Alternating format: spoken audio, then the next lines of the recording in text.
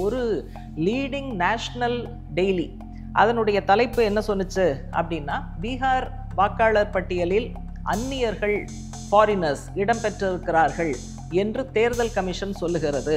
இதை India black கேள்வி கேட்கிறது அப்படிங்கிறது தான் ஒரு தலைப்பாக இடம்பெற்றிருந்தது. தேர்தல் ஆணையம் அதிகாரப்பூர்வமாக இந்த ஸ்டேட்மெண்ட் வெளியிடவே இல்லை. இப்போ அதுக்கு நடுவில் அந்நியர்கள் இருக்கிறார்கள் அப்படிங்கிற தகவல் எங்கிருந்து வந்தது? அந்த செய்தி கசிந்தது திட்டமிட்டும் இருக்கலாம், தெரியாமலும் இருக்கலாம்.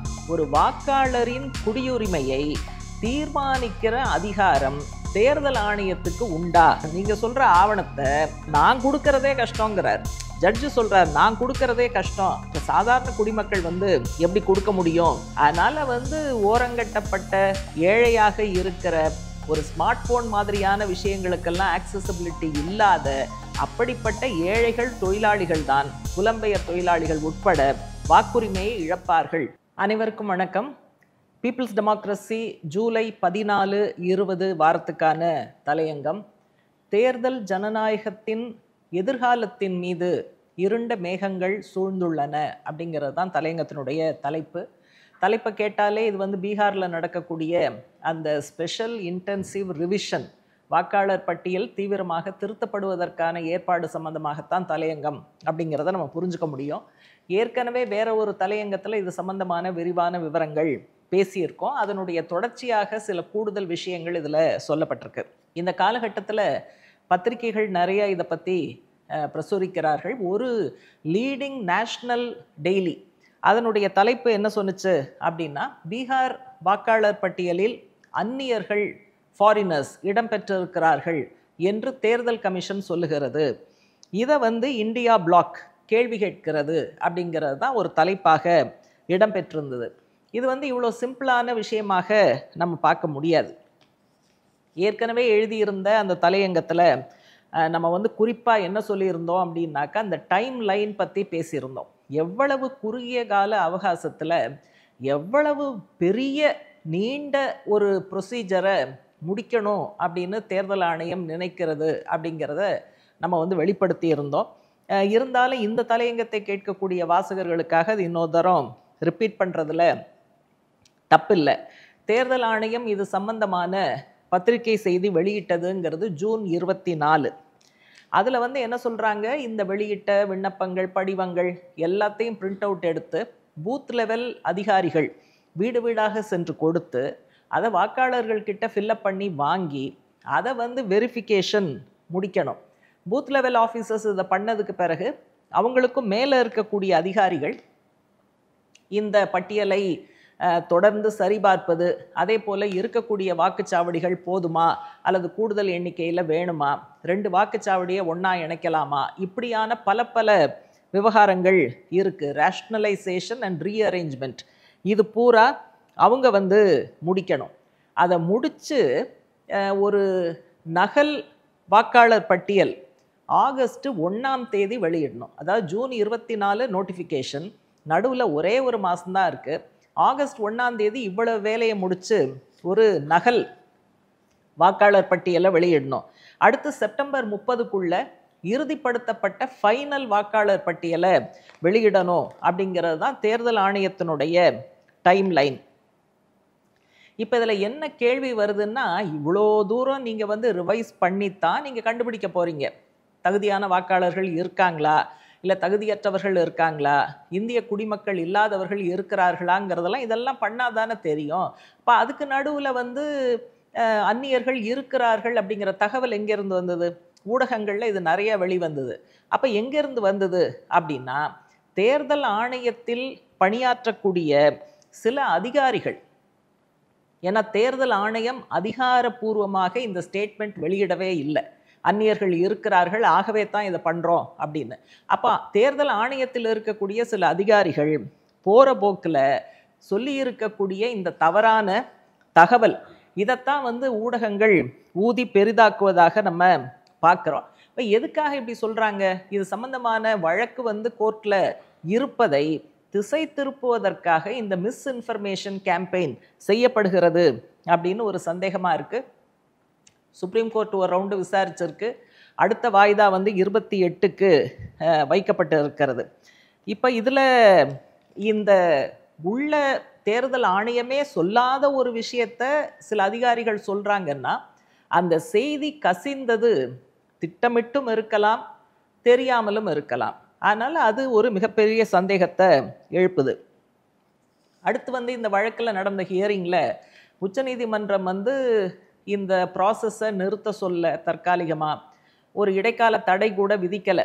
மனுதாரர்களும் வந்து இடைக்கால தடை கேட்கலை, அதனால் உச்சநீதிமன்றம் விதிக்கலை.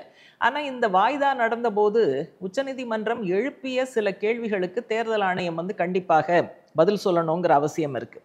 இல்லை, முதல் கேள்வி என்ன அப்படின்னா, ஒரு வாக்காளரின் குடியுரிமையை தீர்மானிக்கிற அதிகாரம் தேர்தல் ஆணையத்துக்கு உண்டா அப்படிங்கிறது தான் முதல் கேள்வி. அதில் நிச்சயமாக உள்துறை அமைச்சகம் தான் இதில் குடியுரிமை சம்பந்தமான விஷயங்களை தீர்மானிக்க முடியும். அதனால் உச்சநீதிமன்றம் என்ன சொன்னுச்சு அப்படின்னு சொன்னால், குடியுரிமை சம்பந்தப்பட்ட விஷயம் நிச்சயமாக தேர்தல் ஆணையத்தால் தீர்மானிக்கப்பட முடியாது.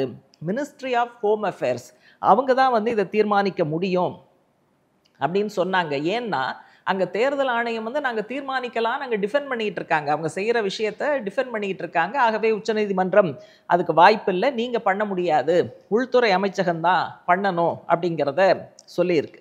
ரெண்டாவது கேள்வி என்ன வருது, பீகார் தேர்தல் அக்டோபரில் வருது, அதுக்குள்ளே அவசரமாக இதை செய்ய வேண்டிய அவசியம் என்ன? அதனால் ஒய் திஸ் டைமிங் அப்படிங்கிறது அடுத்த முக்கியமான கேள்வியாக உச்சநீதிமன்றத்தில் எழுப்பப்பட்டிருக்கு. இப்போ உச்சநீதிமன்றம் இது சம்பந்தமாக என்ன சொல்லுது அப்படின்னா, நீங்கள் உண்மையிலேயே இந்த மாதிரி ஒரு இன்டென்சிவ் ரிவிஷன் பண்ணணும்னு சொன்னால் இதுக்கான ப்ராசஸை நீங்கள் ரொம்ப முன்னாலேயே ஆரம்பிச்சிருக்கணும். என் தேர்தலை பக்கத்தில் வச்சுக்கிட்டு எதுக்கு நீங்கள் இவ்வளோ அவசரமாக பண்ணுறீங்கிற கேள்வியையும் உச்சநீதிமன்றம் கேட்டிருக்கு. அதனால் நீங்கள் இதை செய்யுங்க, பீகார் தேர்தலோடு இதை முடிச்சு போடாமல் பீகார் தேர்தல் ஏற்கனவே இருக்கக்கூடிய வாக்காளர் பட்டியல் அடிப்படையில் நடக்கட்டும், நீங்கள் விடக்கூடாதா அப்படிங்கிற கேள்வியையும் உச்சநீதிமன்றம் கேட்டிருக்கு. அதில் நீதிபதி தூலியா அவர்கள் இதனுடைய நடைமுறை பிரச்சனையை அவர் வந்து தெளிவாக சொல்லியிருக்காரு. அதாவது ஒருவர் வாக்குரிமையை இழக்கிறார், ஒருத்தர் வாக்காளர் பட்டியலிருந்து நீக்கிறோன்னு வைங்களேன், அப்போ 2025 ஏற்கனவே அவர் வேறு எதுலையாவது ஓட்டு போட்ட அடிப்படையில் வாக்காளர் பட்டியலில் அவருடைய பேருங்கிறது இருக்கும். இப்போ திடீர்னு அவர் பேரை நீக்கிறீங்கன்னா, நீக்காமல் இருப்பதற்கு அவர் என்ன செய்யணும்னா, நீங்கள் கேட்ட ஆவணங்களை எல்லாம் அவசரமாக கொடுத்தாதான் பீகார் தேர்தலில் அவர் ஓட்டு போட முடியும். இப்போ நீங்கள் வந்து வாக்காளர் பட்டியலை திருத்தக்கூடாது, குடிமக்கள் அல்லாதவர்களை இது உள்ளே வச்சிருக்கணும் அப்படிங்கிறதெல்லாம் நாங்கள் சொல்லலை. ஆனால் ஒரு தேர்தலுக்கு 2 மாதத்துக்கு முன்னால் தான் நீங்கள் செஞ்சீங்க அப்படின்னா, நீங்கள் சொல்கிற ஆவணத்தை தான் ஜட்ஜு சொல்கிறார், நீங்கள் சொல்கிற ஆவணத்தை என்ன நான் கொடுக்கறதே கஷ்டங்கிறார். ஜட்ஜு சொல்கிறார் நான் கொடுக்கறதே கஷ்டம், சாதாரண குடிமக்கள் வந்து எப்படி கொடுக்க முடியும் அப்படிங்கிறது ஒரு முக்கியமான கேள்வியாக நீதிமன்றத்தால் கேட்கப்படுது. நம்ம திரும்ப இதில் என்ன சொல்கிறோன்னா, நீங்கள் ஆதார் கூடாது, இது கூடாது, அது கூடாதுன்னு இவங்க சொல்கிற 11 டாக்குமெண்ட் வந்து எதை நினைவுபடுத்துகிறதுனா, தேசிய குடிமக்கள் பதிவேடு NRC அதில் இடம் பெறுவதற்கு என்னெல்லாம் ஆவணங்கள் அந்த நேரத்தில் கேட்கப்பட்டதோ அந்த ஆவணங்கள் தான் ரிப்பீட் ஆகுது. அதனால் இது வந்து வாக்காளர் பட்டியல் திருத்தம் சம்பந்தப்பட்டது அல்ல, NRCயை கொல்லைப்புற வழியாக கொண்டு வருவதற்கான ஏற்பாடுங்கிறத CPM தொடர்ந்து சொல்லிக்கொண்டே இருக்கிறது. அடுத்து 3வது முக்கியமான கேள்வி உச்சநீதிமன்றத்தால் கேட்கப்பட்டுச்சு.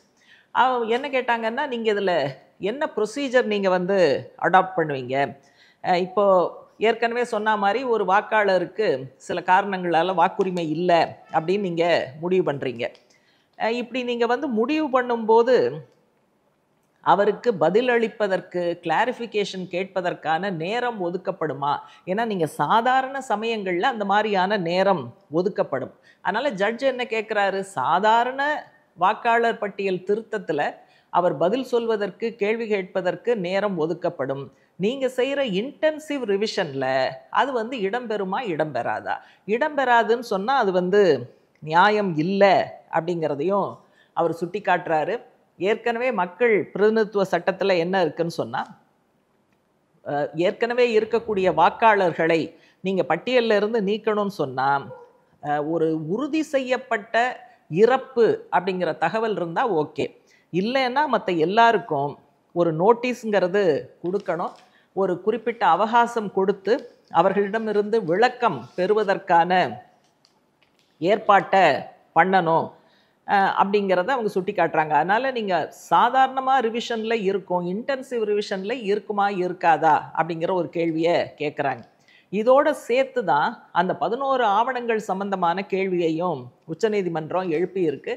ஏற்கனவே அவங்க கொடுத்த இடைக்கால உத்தரவில் ஏன் நீங்கள் ஆதாரை பயன்படுத்த மறுக்கிறீங்க, அதே போல் வாக்காளர் அடையாள அட்டை, இதே தேர்தல் ஆணையம் கொடுத்த வாக்காளர் அடையாள அட்டை, அதை நீங்கள் ப்ரூஃபாக காட்டக்கூடாது அப்படின்னு சொல்கிறீங்க. எல்லாத்துக்கும் உதவக்கூடிய ரேஷன் கார்டு அதுவும் அனுமதிக்கப்படாதுன்னு சொல்கிறீங்க.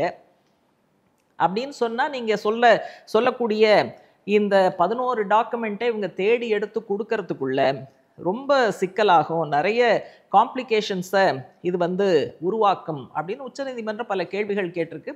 இந்த கேள்விகள் பலருடைய மனதிலும் இருக்கிறதுங்கிறத நம்ம ஒத்துக்கிட்டே தான் ஆகணும். இப்போ பிரச்சனை என்னன்னா, தேர்தல் ஆணையம் சுதந்திரமாக தேர்தல் நடத்தணும், அதே போல் குடிமக்கள் மட்டுமே இதில் வாக்களிக்கணும், எல்லா அரசியல் கட்சிகளுக்கும் சமமான ஆடுகளத்தை ஏற்படுத்த வேண்டும் அப்படிங்கிற இந்த மாதிரியான விஷயத்தில் யாருக்கும் கருத்து வேறுபாடே கிடையாது. ஆனால் நீங்கள் ஜூன் 24 நீங்கள் இஷ்யூ பண்ணியிருக்கக்கூடிய தேர்தல் ஆணையம் வெளியிட்டிருக்கக்கூடிய அந்த நோட்டிஃபிகேஷன் கடந்த காலத்தில் இதுவரை நடந்திராத ஒன்று. அதுதான் இவ்வளவு கேள்விகளையும் கேட்க வைக்கிறது.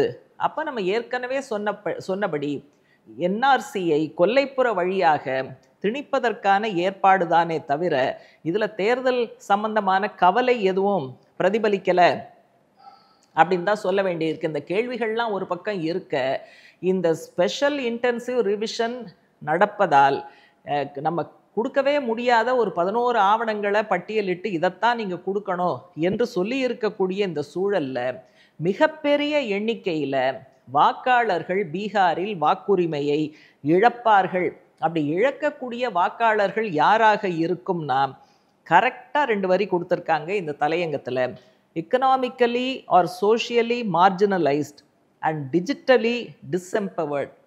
அதனால் ஓரங்கட்டப்பட்ட ஏழையாக இருக்கிற, ஒரு ஸ்மார்ட் ஃபோன் மாதிரியான விஷயங்களுக்கெல்லாம் ஆக்சசபிலிட்டி இல்லாத அப்படிப்பட்ட ஏழைகள் தொழிலாளிகள் தான், புலம்பெயர் தொழிலாளிகள் உட்பட வாக்குரிமையை இழப்பார்கள் அப்படிங்கிற விஷயந்தான் முன்னுக்கு வருது.